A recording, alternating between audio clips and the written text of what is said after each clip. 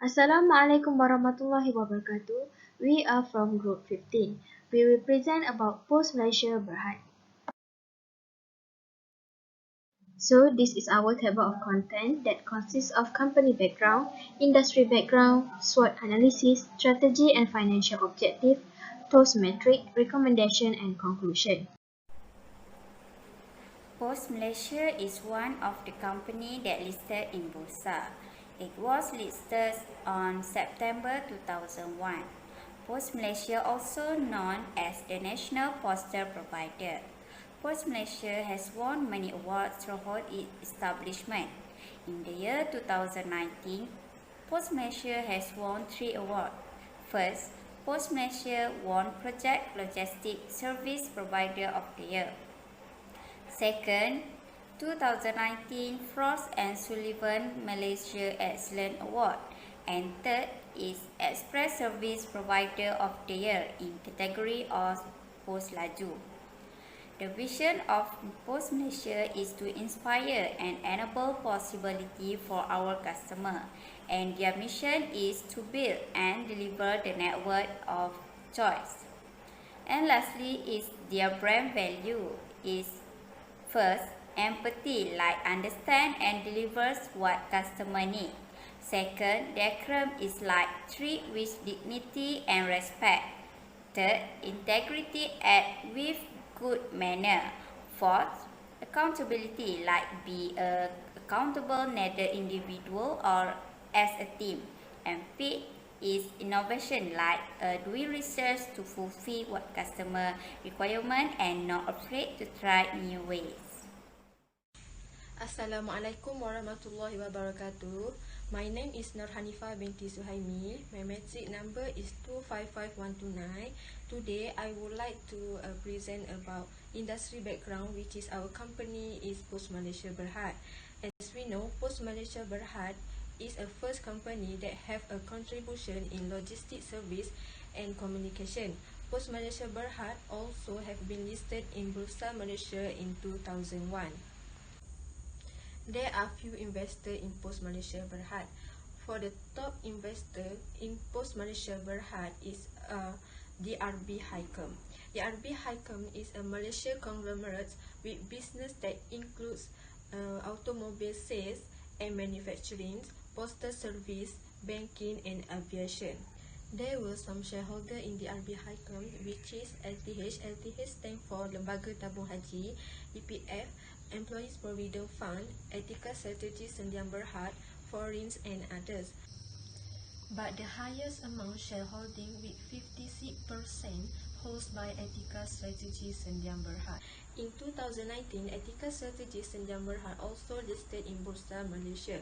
The major person that are important to manage Etiqa Strategy Sendian Berhad is Tan Sri Said Muftah. Now we move to our company, Post Malaysia Berhad. In order to remain as a postal company, Post Malaysia need to take a new movement to improve their service, because nowadays it have many competitors in postal company, in postal services, which is have a GD Express, CityLink, GNT and others. Based on the financial result, 30 June 2020 shows Post Malaysia get higher revenue in this year compared with past year. The Korean business increased by 20% and international business also grows with 40% in 2020. Based on that all information above, we can conclude that Post Malaysia have a good improvement in 2020. That's all from me. Thank you. So next I will present about the SWOT analysis in Post Malaysia Berhad. Post Malaysia Berhad has its strengths as it provides multiple services, has office differentiation, it also a well-known brand and has largest postal network in Malaysia. Post Malaysia also introduced robotic process automation that helps to optimize its business operation. However, Post Malaysia also has its weaknesses as customer complaints it has a slow services.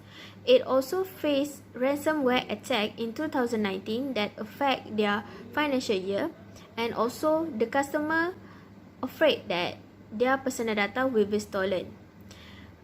Post Malaysia also still new in the international market that might affect their demands, and also consume a lot of cost as they is in a process of adapting in new environment.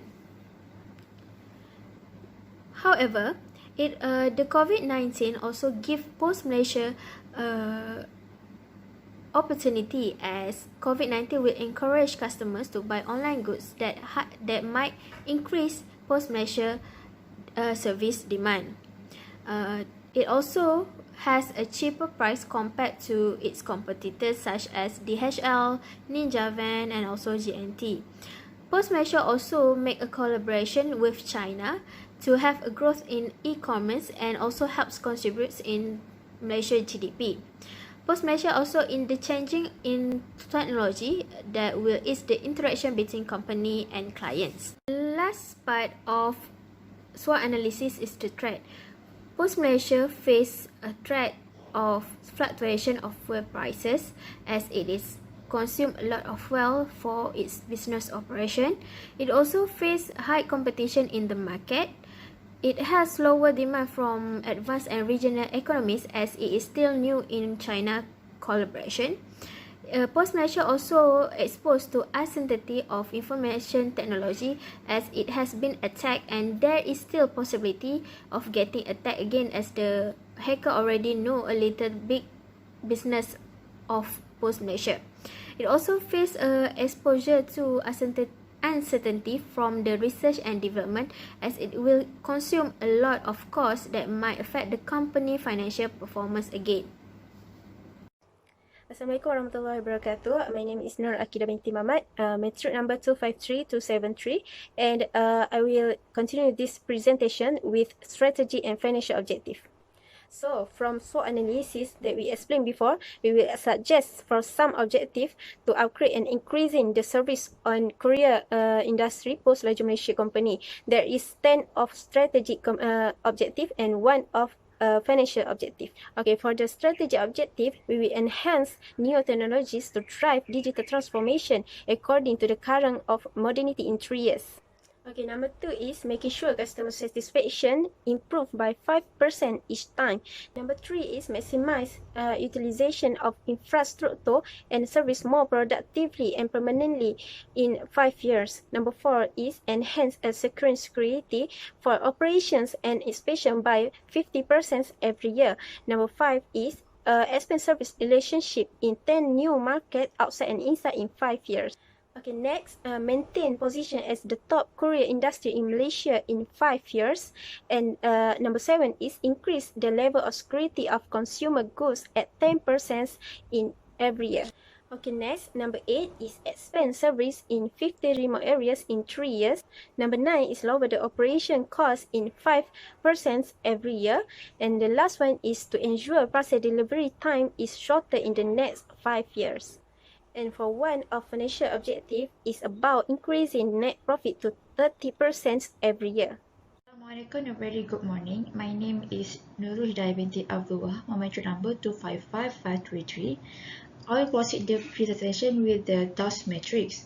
So basically, task matrix will show how the combination of internal and external factors in a company will drive a new strategy.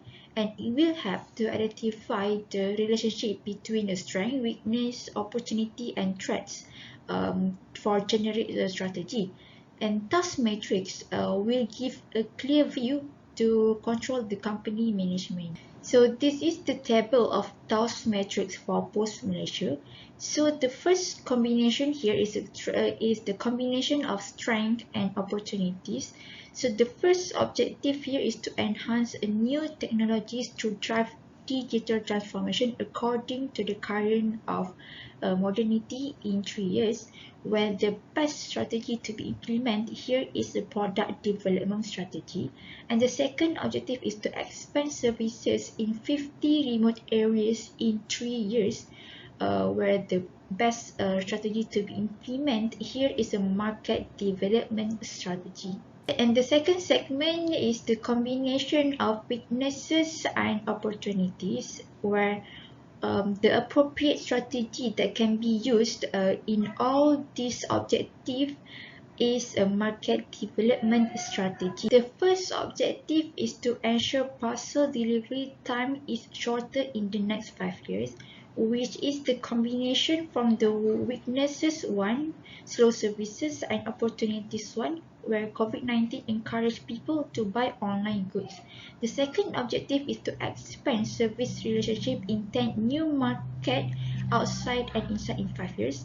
And the third one is making sure customer satisfaction improved by 5% each time, which is a combination from the weaknesses 1 and weaknesses 4, and the opportunities 1 and opportunities 3. And the next is combination of a strength and threat, where the first objective is to enhance in securing security for operation and expansions by 50% every year, where the best strategy to be implemented here is a market development strategy. The second objective is to maintain position in as the courier industry in Malaysia in 5 years, where the strategy to be implemented here is an integration strategy. And the third one is to increase the level of security of consumer good at 10% every year, where it is a combination of the strength 4, which is introduce a new innovation, and the threat 5, which is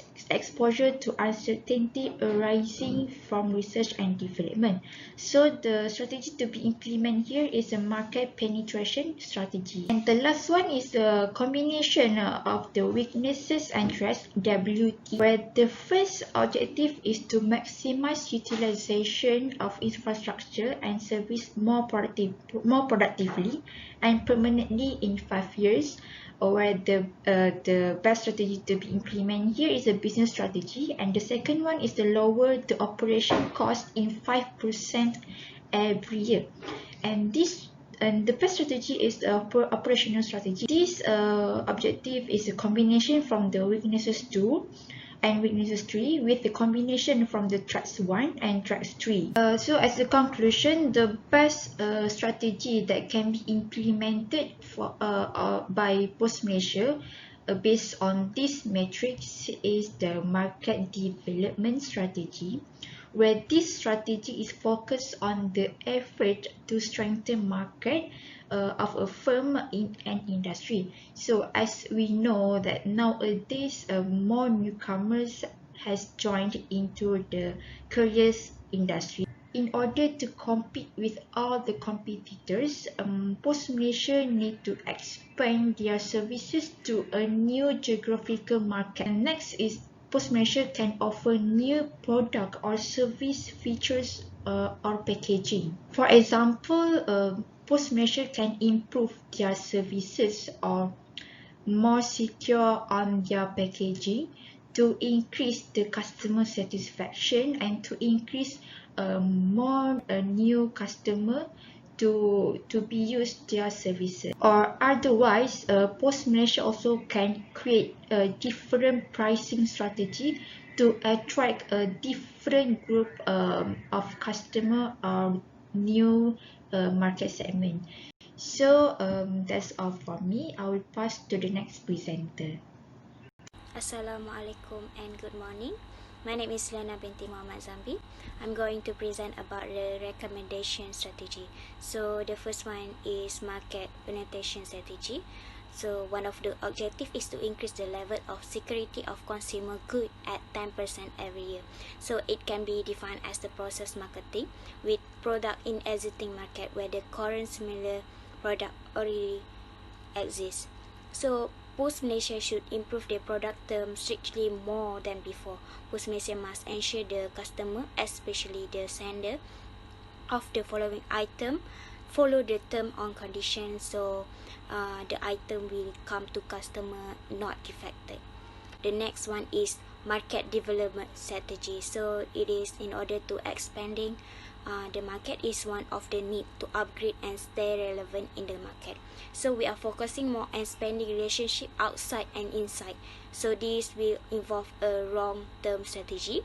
So in order to implement high technology in company and at the same time to prevent any harm of cyber criminal by enhanced security IT for operation expansion in Post Malaysia. Next one is product development strategy. This one to ensure company become more flexible to the current challenge that we have in the market. So this will focus on introduction completely on new product. So it will also known as growth strategy, where company seeks to bring a new good into developed market. So Post Malaysia need to improve their service or introduce new service or product that suit to the local demand needs. So in order that customer will always enjoy and continue a high quality service and trust Post Malaysia in every aspect. Next is operational strategy. Okay, this is based on objective about lower the operation cost in 5% every year.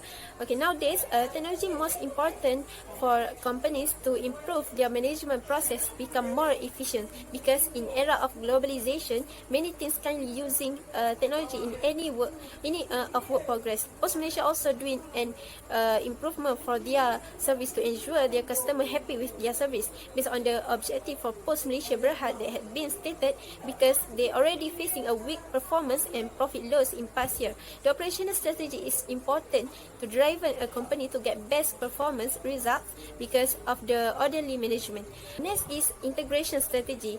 Okay, based on the objective made is maintain position as the courier industry in Malaysia in 5 years. As well known, Post Malaysia is one of the top courier industry in Malaysia. However, the challenge to continue to occupy the highest place remains as industrial courier in Malaysia continue to grow, such as DHL, Ninjawan, JNT, and so many of them. Therefore, in formulating a strategy in maintaining this position is to use integration strategy, where it combines strategy from various business units of the company to share resources and provide a better return on investment for the organization as a whole.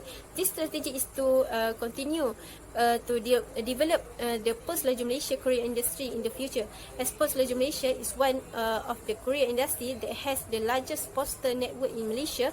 So integration strategy is the best with the aim of strengthening its position. Okay, the last one is business strategic planning.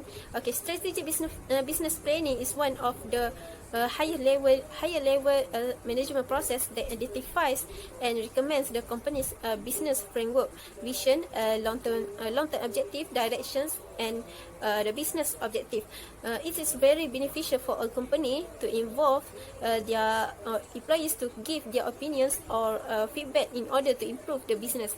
Okay, this strategy will help Post Malaysia management to improve their operation based on the employees' perspective, as they are the one of the related to the physical operation every day. So they know what things that need to be improved and make it easier for them to work effectively. As the conclusion, every company need to be able have the patience to take any risk in the market. So Post Malaysia has big opportunity to grow more in the future. To become the best career, they need to step up the game and come out of their comfort zone. So other than that, we also learn a lot of things from this subject to understand the operation and management. Also, various important rules. Every rules have to determine the effective and efficient in the logistic operation. It also depends on the nature, inventory required, and also stored in different sector. So that's all. Thank you.